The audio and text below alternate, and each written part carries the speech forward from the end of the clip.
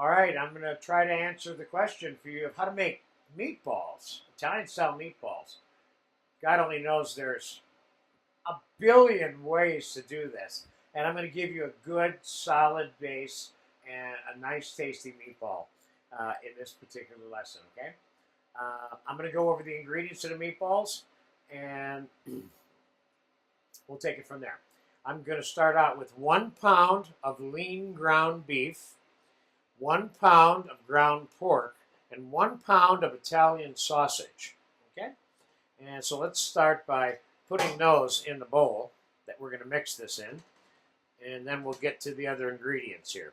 Then we're going to put, it's about 3 eggs per pound, a little bit more. I'm going to give you 4 eggs. I'm just going to break everything right inside this. We're going to put everything in this bowl, and then we're going to mix them together.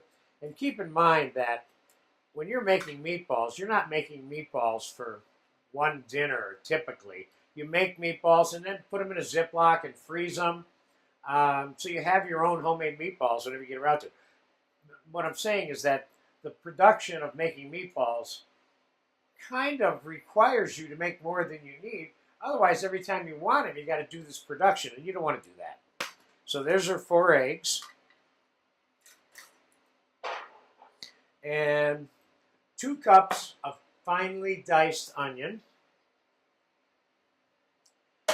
And 1/4 cup of fresh basil. And we're going to put about 3 tablespoons of dried Italian oregano in here. We're going to put about 1/2 cup of garlic in here.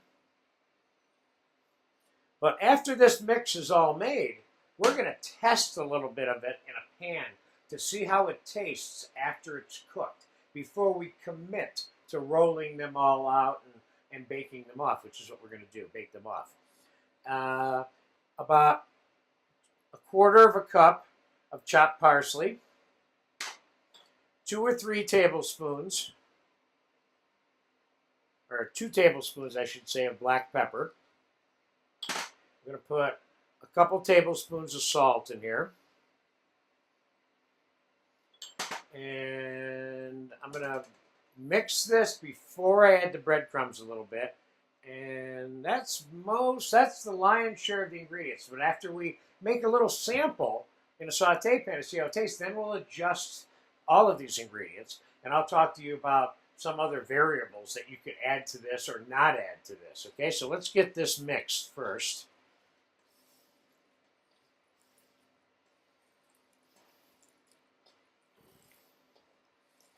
This is the silly putty playing in the mud part.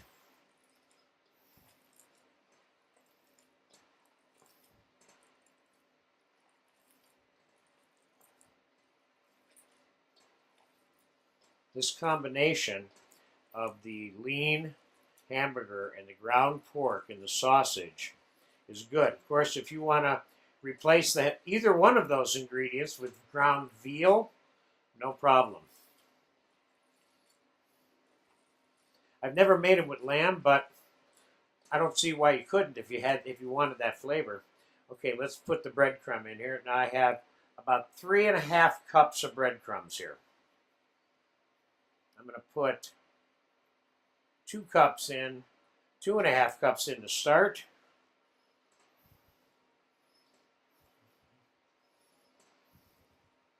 The breadcrumb and the egg is what holds this together during the cooking process and all the time after that.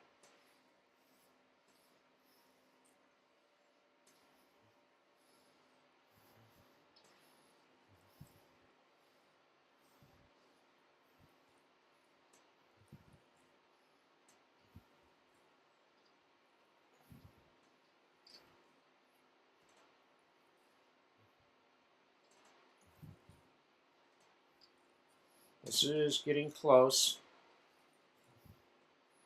Just for fun, I'm going to taste this. I spit it out because I'm not into eating raw pork. This definitely is going to need more salt. So let's get this a little bit more mixed. I'm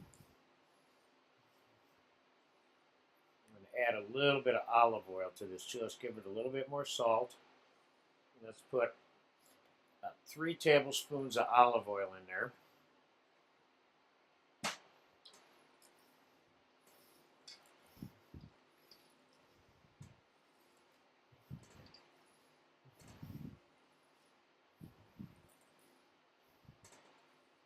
Okay, we're just about ready to cook and saute a little bit of this to see how it tastes when it's cooked.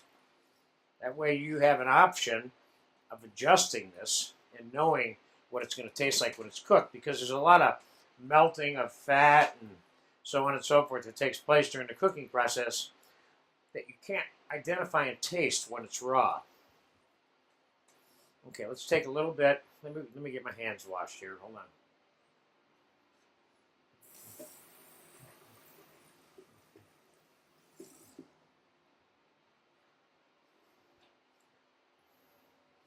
Okay, let's put a little bit of olive oil in this hot saute pan I have here.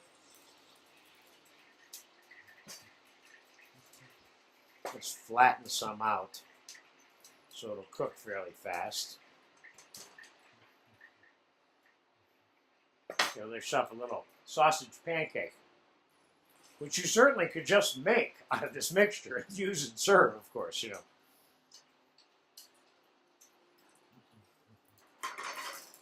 Other options that you can put inside here are endless, like I started out to say in the beginning. I'm going to see how that tastes, and I have some brown sugar that I might want to add to it too. You can put a little bit of sugar or regular granulated or some brown sugar, and I think I'm going to put the brown sugar, which is what I usually do, but I want to taste this first. As I was saying, other options.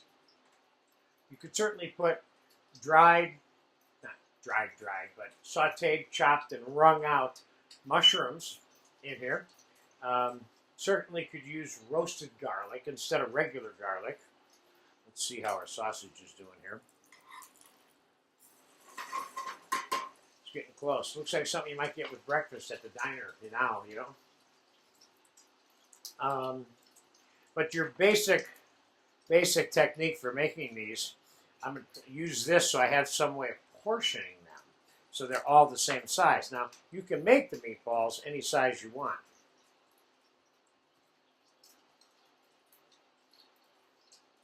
That's one size, and that's the size I think we're going to go with. Okay, this little piece of sausage is done enough for me to taste. This is a good trick when you're making anything like this. This way you can taste it before you make your mind up as to whether or not you got it seasoned the way you want.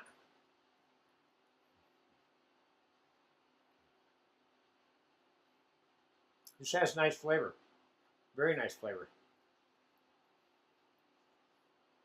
I wish you were here and you could taste it with me. Okay, I'm going to put the balance of the breadcrumbs in here. And I'm going to put about 1/4 cup of the brown sugar in here.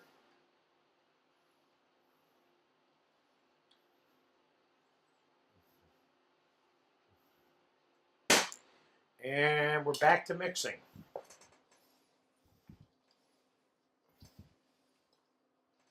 This might take us a couple of minutes because we got to get this really mixed well. You might want to make the mix, let it sit in the refrigerator for a couple hours so that the balls hold together easier and they're easier to roll. But you certainly don't have to. I'm not going to for this video. It seemed like the sausage had the right amount of salt in it too. Could I add cheese to this? Yes.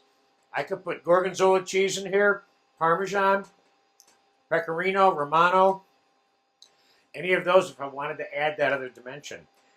Not to mention ground bacon that's cooked, you can also put in here, or uncooked, but either way you can get the bacon flavor. I'm not doing that because whatever you end up making with your meatballs, you can put bacon in the sauce or bacon around it and all that if you wanted that other added flavor. Okay, this is mixed good enough for me. So I'm going to go over this whole rolling process with you again here real quick. I'll put a little bit of oil, olive oil, on the sheet pan.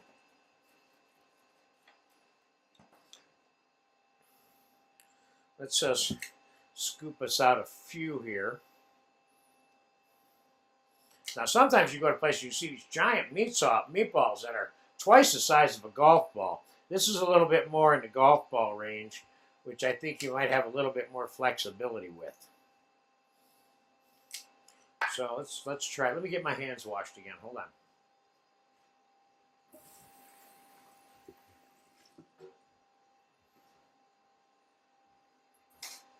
Actually, I keep going back to eat this sausage. This is good. So, you can portion them with a little scoop. Then you can tighten them up with your hand. Give them a little space in between each meatball and the sheet pan. We're going to bake these. And we're going to save the fat that is rendered through the baking process. And we're going to add it to the tomato sauce.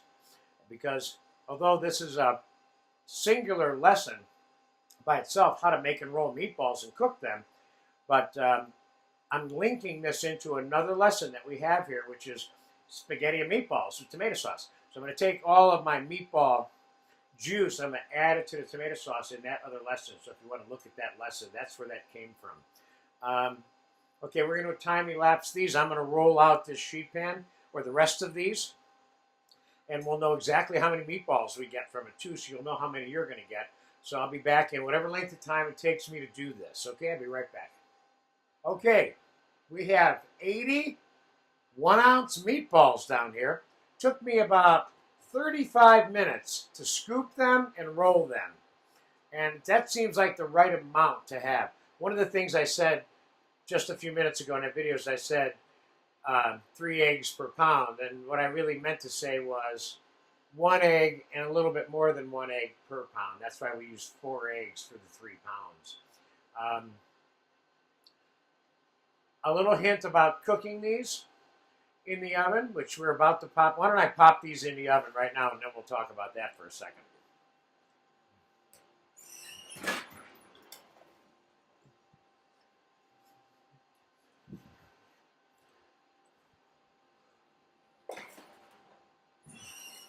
So I'm starting these out at about 350. If I think it's cooking too fast, I'm going to turn it down to 325, 300 even. You don't want to cook the meatballs really fast. You want to cook them slow, give them some time to render, because what happens is you cook them fast on a 400, 450 degree oven. When the heat gets to the middle, it tries to get out, it starts breaking it can break your meatballs up a little bit. Not to suggest that you don't want to brown them a little bit while they're in there, because that's okay, but that's not necessary. Remember, when you're reheating the meatballs, because typically this is something that's made, cooled, stored, and then taken out and reheated when you want them, okay? You can always brown them a little bit in a saute pan from when they're cold and heat them up in the sauce or whatever on top of after browning them. So don't think about in terms of I have to brown them in the oven or anything like that, because it's not required. This is a very tasty meatball. And make sure again that you oil the pan a little bit.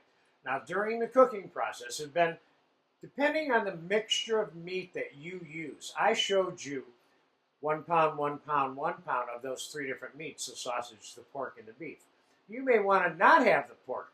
You want to may have 1 pound sausage and 1 pound beef only. You're adjusting the flavor based on your specifications and what your wants or cravings might be in terms of the taste.